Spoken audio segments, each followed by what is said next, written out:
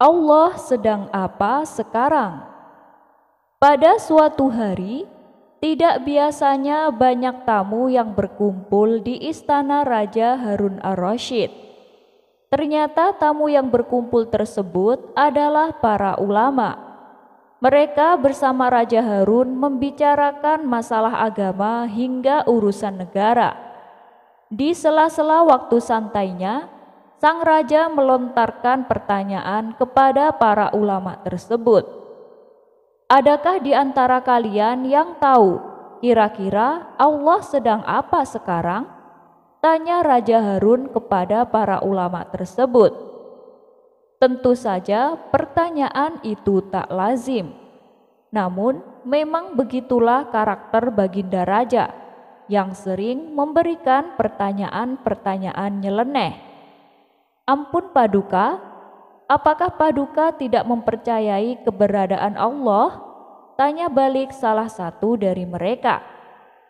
Justru saya sangat percaya adanya Allah, dan saya percaya Allah Maha segala-galanya, menguasai segala alam semesta dan alam akhirat. Yang saya tanyakan, kira-kira Allah sedang apa sekarang? Tanya sang Baginda Raja lagi. Para ulama saling berpandang-pandangan satu sama lain. Mereka bingung harus menjawab apa. Tidak elok rasanya Baginda bertanya seperti itu. Jangan samakan zat Allah dengan manusia, Baginda, ujar mereka. Sudah saya katakan tadi, saya tidak menyamakan zat Allah dengan apapun, apalagi dengan manusia.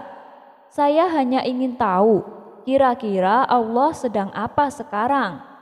Kalau kalian tidak tahu, bilang saja tidak tahu, balas sang raja. Sejenak suasana menjadi hening. Lalu Baginda Raja teringat dengan sosok Abu Nawas. Mungkinkah Abu Nawas bisa menjawab pertanyaanku ini? Ucap Baginda dalam hati. Kemudian Baginda Raja menyuruh para pengawal untuk segera memanggil Abu Nawas ke istana. Berangkatlah beberapa pengawal pergi menuju rumah Abu Nawas. Namun saat itu Abu Nawas sedang tidak berada di rumah. Menurut istrinya, dia sedang berada di warung. Para pengawal itu pun langsung bergegas mendatangi warung tempat Abu Nawas nongkrong bersama warga. Tuan Abu, Anda dipanggil untuk menghadap Baginda Raja sekarang, kata salah satu pengawal itu. Dengan pakaian seadanya, Abu Nawas pun pergi ke istana bersama beberapa pengawal kerajaan. Setibanya di istana, tampak beberapa ulama sedang berkumpul. Sang raja tampak duduk berwibawa di singgasananya. Begitu melihat Abu Nawas, Baginda Raja langsung memanggilnya. Sini ke depan Abu Nawas, titah Baginda. Abu Nawas pun segera merapat ke depan setelah mengucapkan salam kepada para ulama. Belum lagi Abu Nawas duduk sempurna, tanpa basa-basi Baginda Raja bertanya kepada Abu Nawas. Jadi begini Abu Nawas, ini para ulama yang ada di sini tidak ada yang bisa menjawab pertanyaanku. Aku ingin menguji kecerdasanmu. Apakah kamu bisa menjawabnya atau tidak? Kata Baginda Raja kepada Abu Nawas. Wahai Paduka yang mulia, bukankah beliau-beliau ini adalah ulama yang berilmu agama tinggi? Sedangkan hamba hanyalah orang biasa. Rasanya tak pantas kalau hamba yang menjawabnya, sahut Abu Nawas. Tapi kalau boleh tahu pertanyaan macam apakah yang Baginda tanyakan? Sambung Abu Nawas. Tadi saya bertanya kepada para ulama di sini, kira-kira Allah sedang apa sekarang? Tapi tak ada satupun yang bisa menjawabnya. Apakah kau tahu Allah sedang apa sekarang, wahai Abu Nawas? Tanya sang raja. Mendengar pertanyaan yang aneh itu, sejenak Abu Nawas terdiam. Hamba bisa menjawab pertanyaan itu, tapi ada syaratnya Baginda, sahut Abu Nawas. Apa syaratnya Abu Nawas? Tanya Baginda sedikit terkejut. Syaratnya adalah saya harus duduk di singgasana Baginda Raja dan Baginda Raja harus duduk di bawah bersama para ulama. Jawab Abu Nawas. Meski masih heran dan penuh tanda tanya dengan syarat itu, Raja Harun menuruti permintaan tersebut karena penasaran dengan jawaban Abu Nawas. Setelah Abu Nawas duduk di singgasana Baginda Raja Harun ar-Rasyid, Abu Nawas berkata dengan lantang, "Kalau Baginda ingin tahu Allah sedang apa sekarang, saksikanlah Allah sedang mengangkat Abu Nawas menjadi raja dan Harun ar-Rasyid menjadi rakyat biasa." Spontan Baginda Raja pun tertawa mendengar ucapan Abu Nawas, diiringi oleh beberapa ulama yang sedang duduk di sampingnya. Jawaban Abu Nawas itu memiliki makna bahwa apa yang dilakukannya merupakan kehendak Allah Subhanahu wa Ta'ala. Kamu memang pintar, Abu Nawas. Kamu malah memanfaatkan pertanyaan ini untuk bisa duduk di atas singgasanaku. Tapi memang yang kamu katakan itu benar. Maka aku pun tak bisa marah kepadamu, kata Baginda Raja. Baginda Raja pun memberikan hadiah kepada Abu Nawas atas kecerdasannya. Kisah selanjutnya. Abu Nawas adalah orang yang sangat sederhana. Meskipun ia dikenal dekat dengan Baginda Raja Harun ar-Rasyid, tetapi kehidupan keluarganya cukuplah sederhana. Tidak memiliki harta yang berlimpah. Ia selalu berbagi dengan fakir miskin di sekitarnya. Jika ia mendapat rezeki yang berlebih, seperti ketika mendapat hadiah dari Baginda Raja. Selain menjadi orang terdekat raja, sehari-harinya ia juga bekerja serabutan seperti kebanyakan orang di kampungnya. Kadang ia berkebun, menebang pohon, menjadi tukang kayu, dan pekerjaan-pekerjaan lainnya yang dianggap halal. Suatu waktu, pada musim kemarau, Abu Nawas tidak mendapatkan pekerjaan apapun. Ia juga jarang diundang Baginda Raja, sehingga ia tidak mendapatkan hadiah. Pemasukan Abu Nawas semakin menipis. Ia hanya mengandalkan sisa dari tabungan untuk membiayai keluarganya sehari-hari.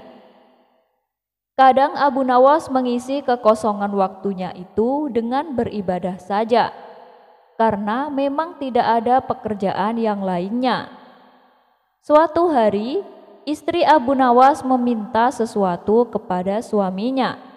Ia pun berkata, "Wahai suamiku, kapan kau berikan kepadaku sebuah gaun yang indah? Beberapa hari ini engkau hanya menghabiskan waktumu untuk berdoa saja," ucap istri Abu Nawas. "Tapi semuanya kulakukan dengan ikhlas, hanya untuk mendapatkan ridho Allah," jawab Abu Nawas. "Kalau begitu, mintalah upah kepada Allah," sahut istri Abu Nawas. Spontan Abu Nawas beranjak menuju pekarangan rumahnya. Dengan berbekal sehelai tikar dan alat beribadah yang lainnya, Abu Nawas mulai bersujud untuk menyampaikan permohonannya kepada Allah. "Ya Allah, berilah hamba upah 100 keping perak," ujar Abu Nawas dengan suara lantang dan dilakukannya berulang-ulang. Rupanya suara Abu Nawas terdengar oleh seorang tetangganya yang kaya dan sedang beristirahat di depan rumah. Mendengar permohonan Abu Nawas, Tetangga itu pun berniat untuk mengerjai Abu Nawas. Ia langsung melempar sekantong uang perak 100 keping ke arah Abu Nawas. Abu Nawas pun dibuat kaget.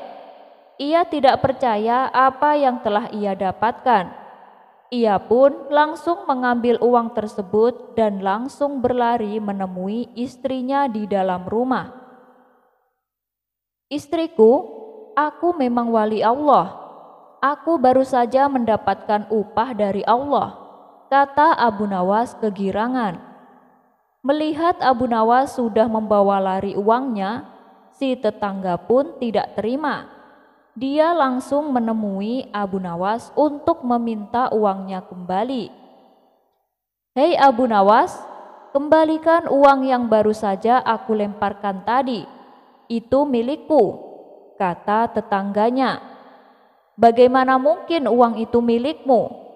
Aku memohon kepada Allah, dan uang yang jatuh itu pasti jawabannya," kata Abu Nawas. Karena bersikeras tidak mau mengembalikan uang tersebut, tetangga usil itu memutuskan menyelesaikan permasalahannya di pengadilan.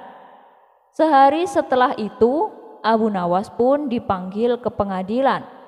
Kemudian sang hakim mulai bertanya, "Hei Abu Nawas, engkau hadir di sini karena suatu perkara. Engkau telah disangka mengambil kepunyaan tuan ini," kata tuan hakim sambil menunjuk ke arah tetangga Abu Nawas. "Apa pembelaanmu, wahai Abu Nawas?" tanya tuan hakim. "Tetangga saya ini gila, tuan hakim. Ia pikir semua yang ada di dunia ini adalah miliknya. Coba tanyakan saja. Misalnya jubah saya, keledai saya, semua diaku sebagai miliknya," jawab Abu Nawas.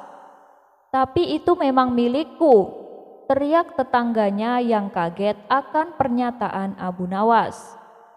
Abu Nawas kemudian menceritakan seluruh kronologi kejadian tentang doa yang dilakukannya untuk mendapatkan 100 keping perak. Hakim akhirnya memutuskan jika Abu Nawas tidak bersalah dan uang itu adalah sah milik Abu Nawas, karena ia sudah memohon kepada Tuhan, dan uang itu jatuh sendiri kepadanya. Abu Nawas lebih kaya dari Tuhan. Ini kisah tauladan dari sang cerdik Abu Nawas tentang betapa kayanya dia, dan bahkan mengaku lebih kaya dari Tuhan Allah Subhanahu wa Ta'ala. Kenapa sang Abu Nawas berkata demikian? Begini ceritanya.